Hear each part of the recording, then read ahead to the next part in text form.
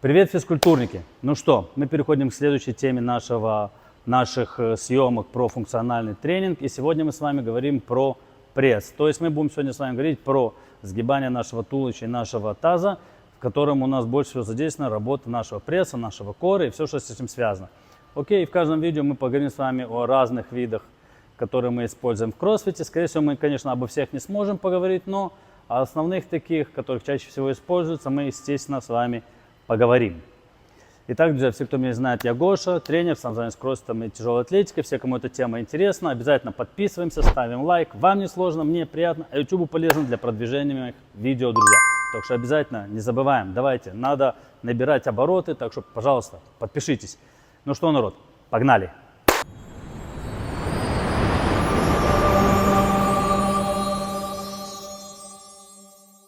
Итак, народ, сегодня мы с вами обсуждаем все упражнения, которые связаны так или иначе с ситапом или со скручиваниями. Окей? Итак, первое упражнение, которое мы с вами сегодня обсуждаем, это ситап, butterfly ситап. Итак, как он выполняется? Да? Butterfly называется потому, что мы с вами ноги сгибаем в коленях, продвигаем как можно ближе к тазу, типа крылья от бабочки. Держится вот таким образом. Да? Просто легли назад, коснулись пола руками, выдвинулись вперед, коснулись пола руками спереди.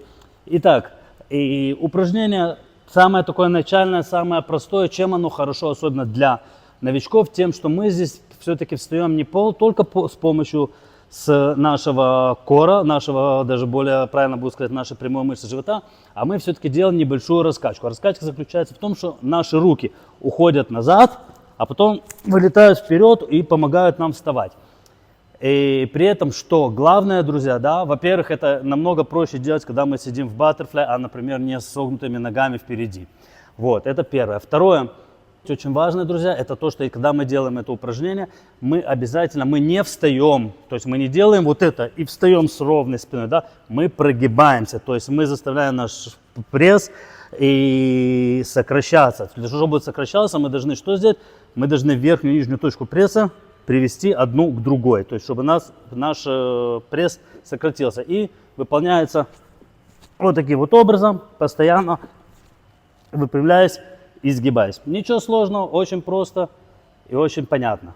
И кроме этого, друзья, я вот принес, мы еще в этом упражнении используем абмат. Эта вещь называется абмат. Окей, честно скажу, я лично не очень люблю ее использовать, потому что у меня почему-то, когда я с ней работаю, у меня судороги начинаются в прессе. Но, причем только с ней. Но, в общем, чтобы вы знали, чем она хороша, тем, что она нам помогает, во-первых, с одной стороны, удерживать правильно спину, во-вторых, с другой стороны, растягивает еще больше наши мышцы живота. То есть, что мы делаем, друзья, все очень просто. Мы кладем ее просто под пятую точку, да, рядом с пятой точкой. Мы на нее легли, наш живот растянулся и поехали вверх, встали. Кроме того, честно сказать, мне кажется, даже с ней легче делать, она помогает, намного проще делать, но, то есть, тоже, по большому для новичков я бы ее советовал. Опять же, я с ней несколько раз делал, у меня было пару раз, когда очень сильно судороги схватили живот, схватило только с ней. Может быть, это было случайно, что эти несколько раз были именно с ней, но я с ней не очень люблю делать, предпочитаю делать без нее, как я и говорил, самым обычным способом.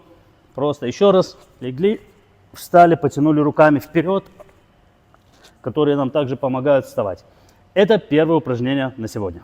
Итак, друзья, поехали дальше. Второе упражнение на сегодня у нас это, в общем-то, тот же ситап, только уже мы используем утяжеления какие-то или куда-то мы подставляем наши ноги. То есть это всем известно, мы еще в школе так делали, да, под шведскую стенку вставляли ноги. То есть тут мы уже делаем обычный ситап, взяли какие-нибудь груз, который будет нам удерживать ноги на полу, сели самое обычное, руки за головой, да, и используя груз, чтобы ноги не поднимались, мы просто начинаем делать это упражнение. Опять же, самое главное, что здесь делать, это не вставать с ровной спиной, потому что тогда мы заставляем спину работать больше, чем наш пресс. Поэтому тоже тут мы встаем, всегда сгибаемся и встаем вперед, а потом разгибаемся, ложимся назад.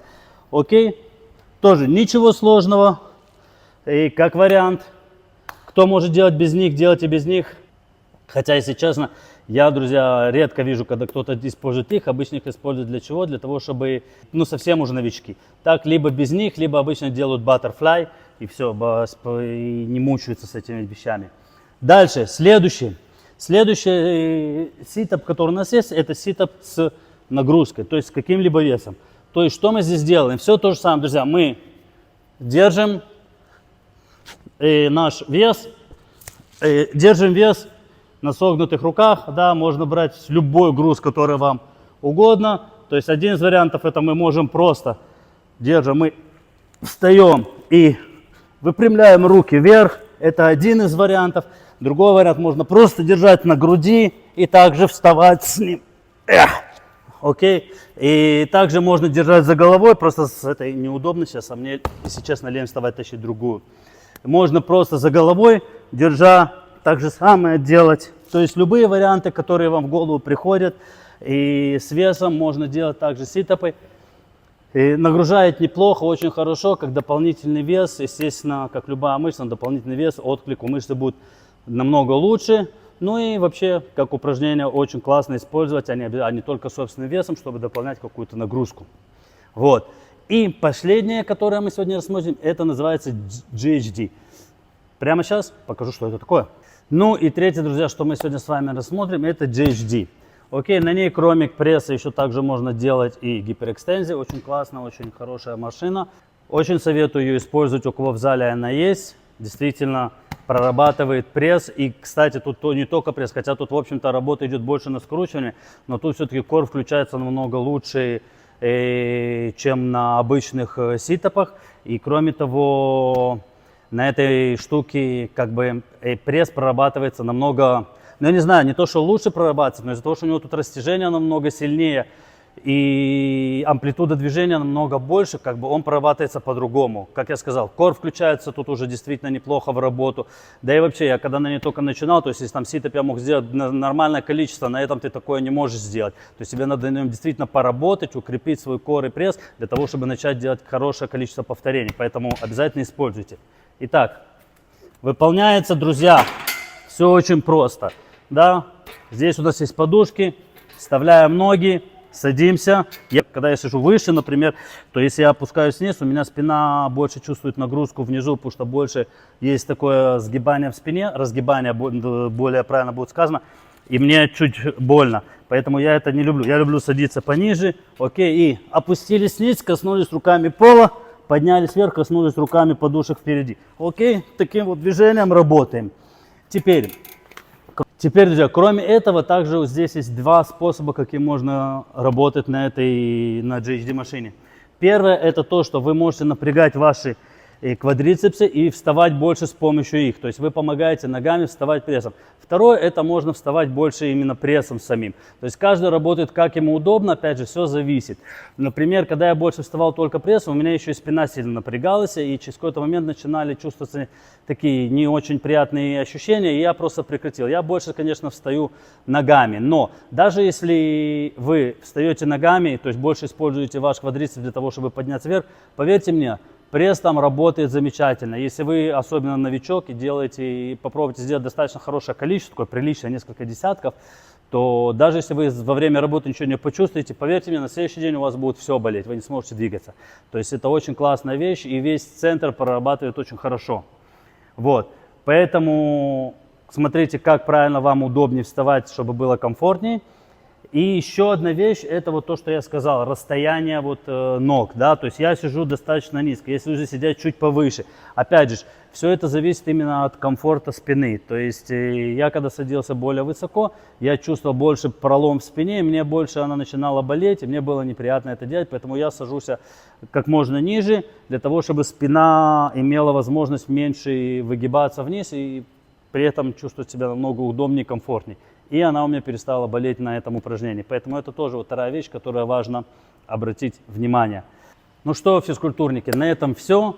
Как я сказал раньше, будет еще несколько видео, где я покажу еще другие упражнения, которые мы используем на наш центр нашего тела, на наш кор, на наш пресс.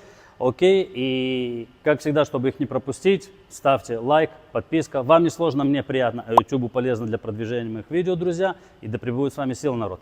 Пока.